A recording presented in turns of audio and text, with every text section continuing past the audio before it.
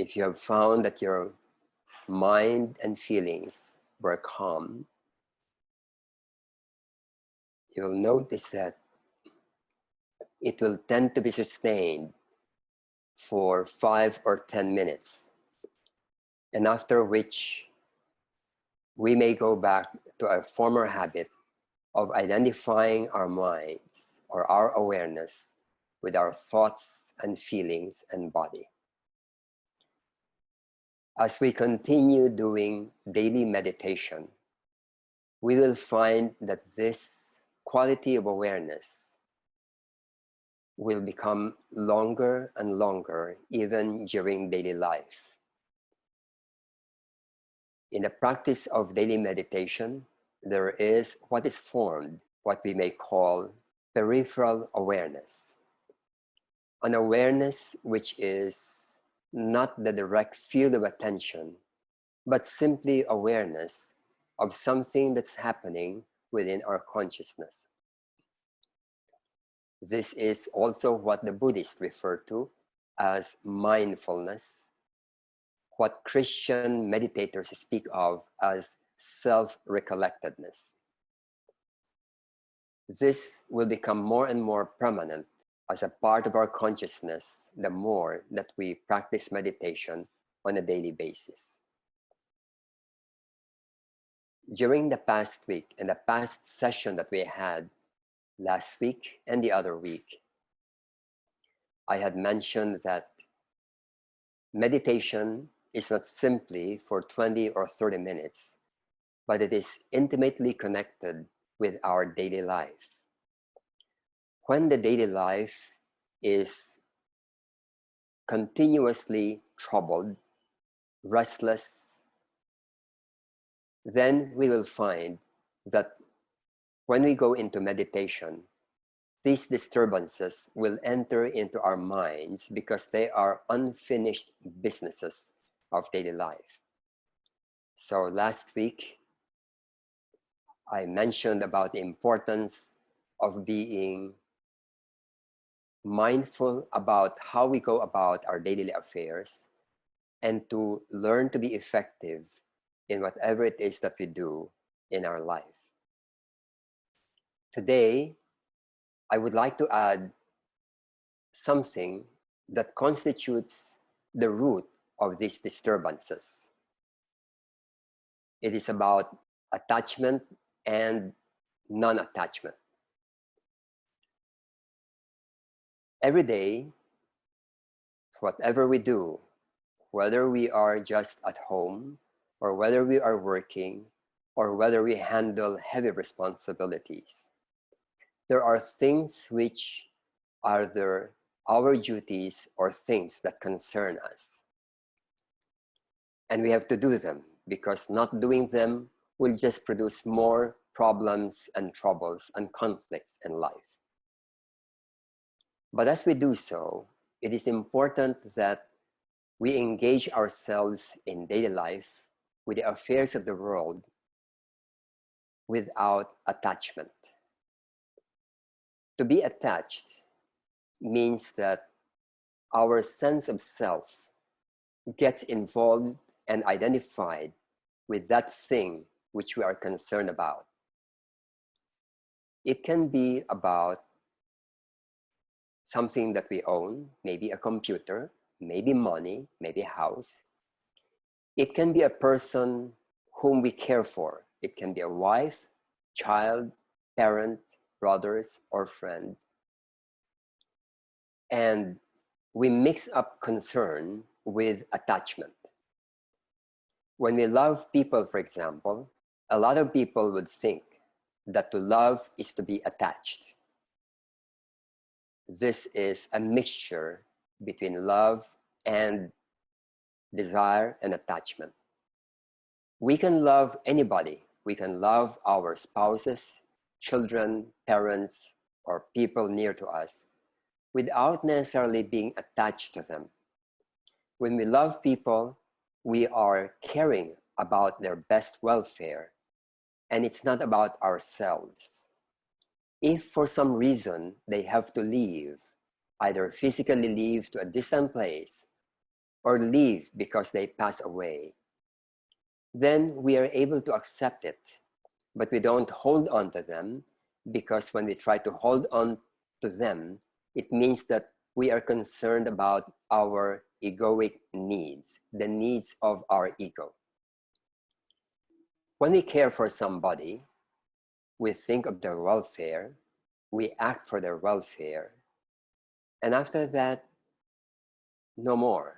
In other words, it's not about my desire, my need, because that's no longer loving, but rather the manifestation of my need to satisfy something within myself. This yearning, this deeper need, this psychological need, is something which is very natural, normal to people. But that also is a reason why meditation is difficult to most people, because the way that people interact with the world is with attachment, mixing up our egoic needs with the affairs of the world. And hence we can, on a daily basis, try to explore, experiment, observe, such that we express our concern. But when there is a need inside that seems to be getting attached to that object of concern, just be aware of it. And then we will begin to notice that that kind of a need begins to gradually fade away without us necessarily trying to stop it.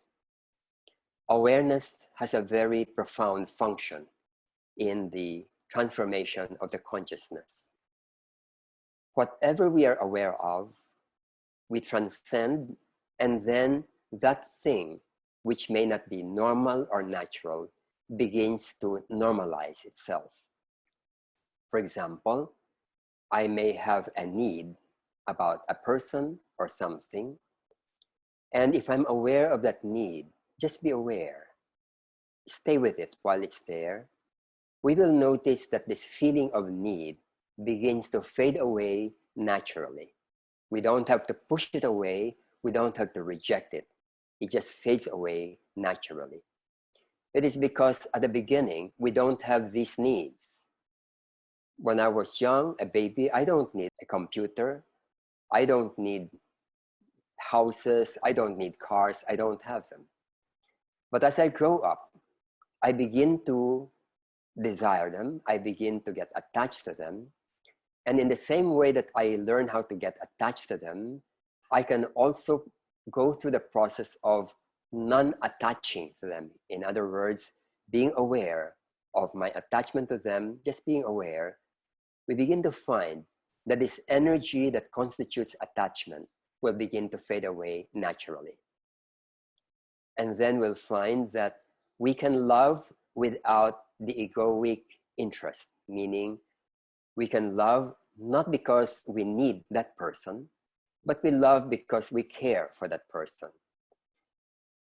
I may own a computer, and I take very good care of it because it's something very useful. But if for one reason or another, I lose it, it gets destroyed permanently, then we take it as it is. It's gone. It's not that we want it to be destroyed, but things do happen like that. And the moment it's gone, then it's gone.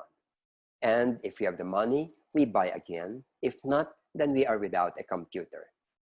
But during the time that we had the computer, then we are able to take good care of it, make the full use of it without trying to possess it psychologically. So this is true about the things that bother us, the things that worry us, the things that we like or dislike, the things that we yearn for or we hate. These are things that tend to be identified with the ego, with the self, and hence it is a source of disturbance. Meditation enables us to become more aware of these, and day by day, these factors begin to fade in our life. Not that we are rejecting them, but that they just fade away in terms of needs or desires or attachment. And then we begin to live life more naturally in this way. And meditation can go more deeply and longer without too much disturbance. Now, we will devote the rest of the time to a discussion. And if you have questions, just unmute your microphone or type down your questions in the chat box, and then we will address them. Here is a question. How do we achieve the non-duality of the mind in relation to meditation?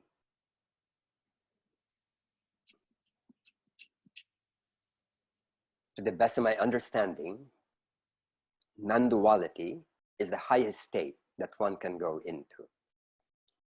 But before one can go into that, it requires a very fundamental transformation of the consciousness, such that there will be no distinction between the one who is looking or thinking and the thought or the objects being observed. This duality is a construction of our consciousness. You will notice, for example, that as you are looking at a computer or your phone, you would think that you are looking at a computer or the phone. But in truth, this phenomenon is happening inside our consciousness.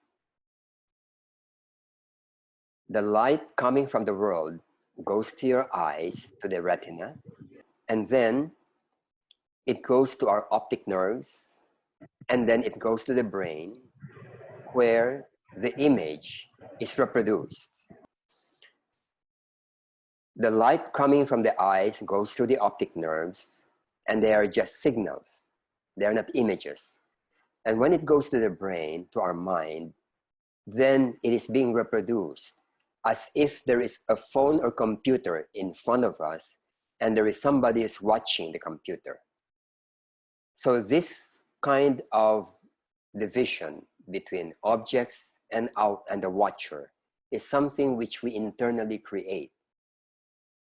And in order to remove this division, we need to be very conscious of the structure of our consciousness. This division between this sense of self and then the objects that the self observes. This is one of the deepest levels of meditation. There's a very famous yogi. He's widely considered as an enlightened individual. His name is Ramana Maharshi. His meditation approach is very simple. It is called vichara, or self-inquiry. It is just to ask, who am I? Because when we are meditating, we may be noticing thoughts, but oftentimes what we don't notice is the self trying to observe the thought. If you close your eyes, you think about the thoughts going around, but who is the one watching these thoughts? It is a center called the self. And the average person is not aware of the center. After this noise of the mind calms down, we would be in a better position to watch reflexively, inwardly, about this one meditating, the one who is thinking, the one who is trying to observe the thoughts and to end the thoughts. Who is this? Who am I? Who is this self? So this is one of the deepest levels of the meditative practice, but it is something which is very difficult to do when the mind, the emotions, are still concerned with the objects of sense, with things, worries, anxieties, attachment, and so on. That is the reason why in meditation, we need to go through stages. There are some people who may say that methods are useless. For example, some of us who may have read the works of Krishnamurti, he would often say that the technique is not the way in meditation. However, for people whose minds are so noisy, jumping up and down, ask them to become directly aware, and they would find it impossible. Hence, it is important that we use certain approaches that would be appropriate to our state.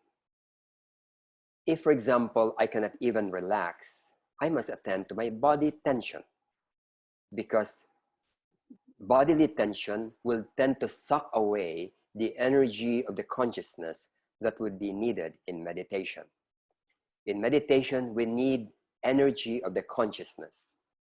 When this energy is lacking, you will notice that it is very difficult to become aware.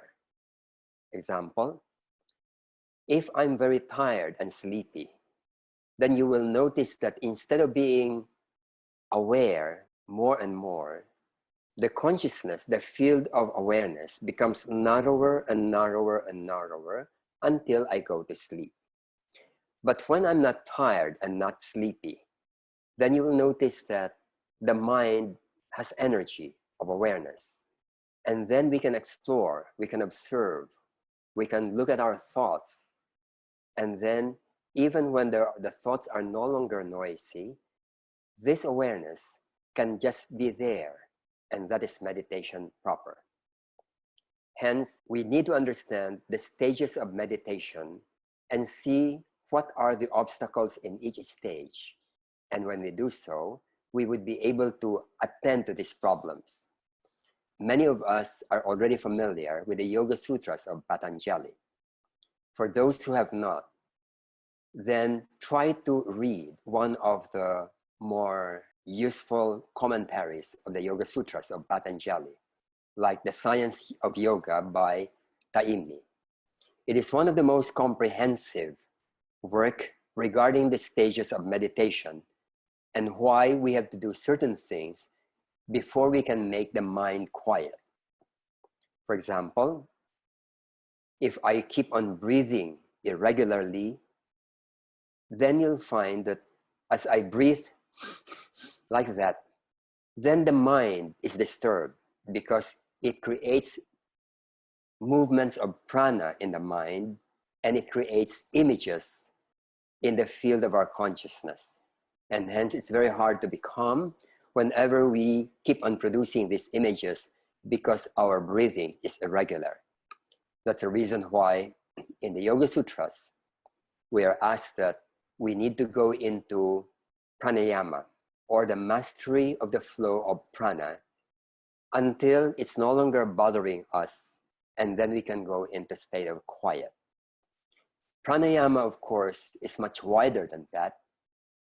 Sometimes people do pranayama for their health and for other things, but for meditation, the purpose is to attain calmness of our mind and consciousness. Another question: is meditation done by sitting down only? Is it okay if you do it through other ways, like child's pose in yoga, or kneeling down with the head on the floor, or by lying down? This is one of the things mentioned in the Yoga Sutras as part of the 8 limbs of yoga, and it refers to asanas. It is the pose. What is called yogic pose is usually for health, but for the purpose of meditation, the purpose of asanas is for us to be able to be physically stable, relaxed, peaceful, so that the body will no longer bother us. If sitting position, like sitting on a chair, enables you to do this, then use it. If you are used to the lotus posture, then use it. If you are used to the kneeling posture, some Buddhists use the kneeling posture, then do so. What is important is that the posture will not bother you while you are meditating. The body should not be in a position that will create discomfort. So the back should be straight, because if the back is bent, curved, crooked, then after 10 or 20 minutes, you'll find that the back becomes painful. Can we do this lying down? It is possible to do this lying down, although unless we are ill, indisposed, it is better that we do so sitting up rather than lying down. Meditation is something which can be very relaxing, that when you do it lying down, it's very easy to go into sleeping state. The posture is secondary, so long as you can sustain it for 20, 30 minutes or an hour. A posture where even after a long period, you are not feeling uncomfortable. If you try to do cross-legged posture, the lotus posture, and you're not yet used to it, it will be painful for several days, maybe a week. But after some time, when you get used to it, then you will find that it's no longer painful when you use this kind of sitting posture. If you sit in a chair, just make sure that if for some reason you fall asleep or what, you just won't fall to the side and be a bit risky. So sit in a chair with an armchair, or sit in a place where on the side, both sides, you have something that you will be able to lean on, like a neighboring chair, just for protection. Let me move on to other question. I have been reading The Process of Self-Transformation. It is mentioned that worry is the scourge of humanity. Could you elaborate a little bit on this? What we call worry is composed of two things. The first is concern, and the other is fear. Concern and fear. When there is no fear, then it is not a worry, but a concern. For example, you need to put something back to your drawer. So you know that you have to do that, but you are not doing it yet. But to you, it's important. Then it is a concern that you put back something to where it belongs. When you have no fear, then it doesn't bother you. It is just simply a concern. On the other hand, if that concern is accompanied by fear, then it becomes worry. For example, my daughter is not yet home. It's already 12 midnight. If I'm concerned and there's no fear, I'll act on it. I'll try to see, what should I do? I'll call the friends, I'll call neighbors, I'll call my relatives, and act on my concern. It's not a worry, but a concern. But when we begin to worry, then you begin to feel something else. You will feel discomfort in your stomach. You'll feel tension in your hands. And sometimes, when we are not aware and have no control over the fear part of the worry, we begin to become less effective. A person who has fear may become frozen from acting rather than acting on something. That's the reason why certain types of animals, upon hearing the loud roar of another animal, they will freeze. People who are in panic, instead of being able to solve their emergency situation, they will also freeze out of panic. So worry is not necessary so long as we learn how to become effective when we have concern. In other words, what are the things I need to do today? One of the best ways is to have a things to do list, which I believe many of you are already doing. List down the things that you need to do today and just do them. Suppose there are 5 or 10 things that you need to do today, then go ahead and list them down and do it one by one until it's all finished. Maybe you'll finish it in 2 hours. And after 2 hours, you'll find that on that day, there is nothing that bothers your mind anymore because you have done what you need to do. The function of worry is to keep on prodding us and reminding us that there are things that we need to do. And if we're not yet doing it, that worry, which is in the subconscious mind, will keep on pushing us. But that, when not attended to, is something that keeps on being recycled, and then it bothers us in our daily life. So we have to learn how to act on our concern rather than make worry a part of our life. Somebody has also shared, I'm not sure if you have discussed about karma in this pandemic now. I missed the previous session.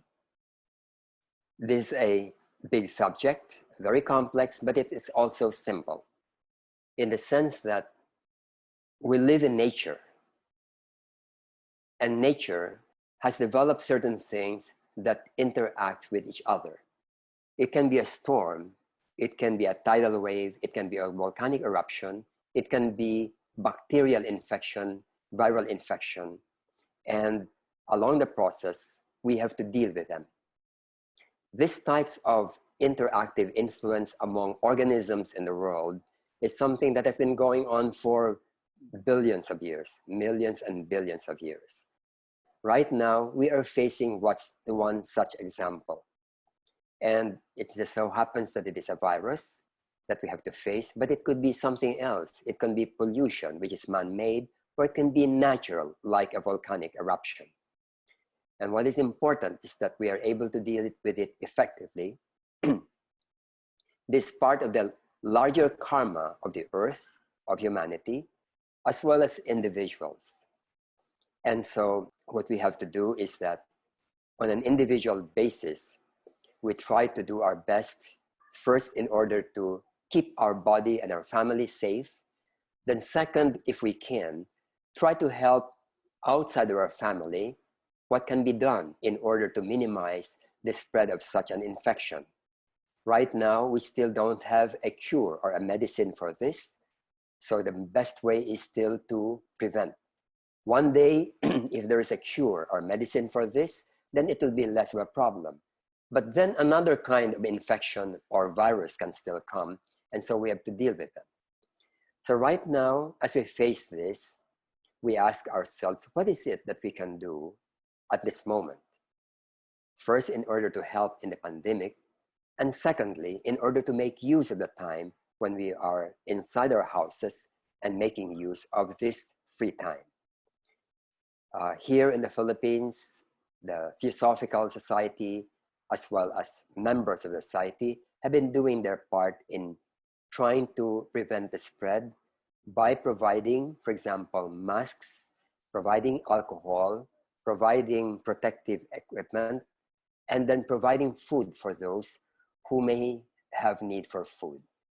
And we do so by arranging for deliveries and not us ourselves going to crowds in order to do this. We try to do this with a minimum of exposure of people. So in your areas, whatever it is that you can do, try to do so. And then this, as Tim Boyd has said, will pass. It is something that this is not the first time that we have such a plague among us. Although this may look like the worst, but this is not the first time, but it will pass away, and we just have to go through this. There's a question here. Can we cultivate too much prana, but our physical bodies are not prepared for it? I am not certain as to whether there is harmfulness in having too much prana. There are some people who have this in larger store than others, who have become healers. There are well-known healers who has accumulated this much, and they're able to help other people. When this pranic flow is interrupted, blocked, then it may become a problem, but it's not because of too much prana, but because of other things. That's my understanding of this situation. When it comes to meditation, however, just take note that our aim in the management of prana is that the pranic flow is normal. It just circulates in our body naturally. Prana flows through our body naturally 24 hours a day. When there are no obstructions, then we don't even feel it. It's just going around. But when there are congestions or obstructions, that's when problems begin. Hence, it is helpful to become familiar also with discomforts that we feel in the body that is manifested by blockages of prana. And then we use pranayama or qi kung in order to let this normalize. So far as meditation is concerned, what we are after is just the normal flow of prana. The question of Keith is it possible to share the recording for today's session? Yes, it is possible. The session today has been recorded by Chali Romero, who is the president of the TS in the Philippines, and we will ask him to make it available to us. There is a question here. What is the role and use of meditation in the midst of this crisis in relation to the coronavirus pandemic? I partly answered this already a while ago, but since you're asking about the role of meditation, I'll just restate something which I mentioned on the first session of our guided meditation. A person can do what we may call healing session. It's actually not healing meditation, but a healing session. But that's different from meditation. When we do healing, we try to send thoughts that would be helpful to other people, either to an individual or to a group of people. And it involves energizing those thoughts towards those other people. The energy can come from us or from other sources, of which we are but channels. But that process is not the same as meditation. When we do meditation, especially group meditation, we are creating an atmosphere in the inner world of something that is peaceful, something that is calm, something that may be spiritually healing. In other words, it can heal the inside, but it may not necessarily help in dealing with the virus. Human sickness is on various levels. Physical level, the etheric level, the emotional level, the mental level, and we have to use the proper method in dealing with these kinds of sicknesses. For physical sickness, then oftentimes physical methods or pranic methods will be very helpful. But the greater malady in humanity is the inner sickness, because it is the root of wrong living. If my mind, my habits, my way of life is not wholesome, then it will just be reflected into my physical life, my daily habits. And hence, it is important for us to help spread wide that of wholesome living. Wholesome means to be whole, not only physical, but emotional, mental, and spiritual. And the physical is the outermost, but the deepest level is the spiritual level. When there is spiritual health, then we will find that the mind is also clear, logical, intuitive. Emotions become calm, and the physical habits also align itself with these tendencies. There is a request here to keep you informed about the regular meditation session. We have actually also a joint lodge meeting in the Philippines every Saturday afternoon, also at 3 o'clock.